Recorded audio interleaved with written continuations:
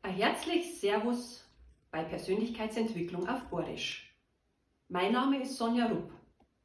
Ich bin, wie du hörst, ein borisches Kindl und ich bin der Meinung, dass man ernste Themen und die Lösungen dazu genauso gut im Dialekt vermitteln kann. Eine meiner Herzensangelegenheiten war und ist immer schon meine eigene Persönlichkeitsentwicklung. Und relativ früh hat sich herausgestellt, dass ich dieses Wissen unter 4 Augen sehr gut und vor allen Dingen verständlich weitergeben kann. 2018 bin ich dann, wie die Jungfrau zum Kind, zu meiner Unternehmergemeinschaft gekommen und dort habe ich eine sehr wertvolle Eigenschaft verfeinern können. Und zwar Dinge ganz schnell auf den Punkt zu bringen. Wie ich mich dann Anfang 2022 entschieden habe, den wöchentlichen Trainingspart zu übernehmen, dann war mir sofort klar, diese 3 bis 5 Minuten, die sollen einen absoluten Mehrwert bringen und das am besten für jeden Einzelnen.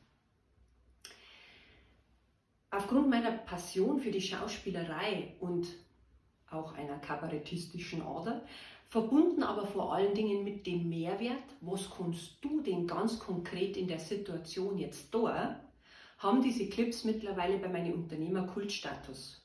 Live und auf Facebook. Das freut mich auch total, nur ich möchte einfach nur mehr Menschen erreichen.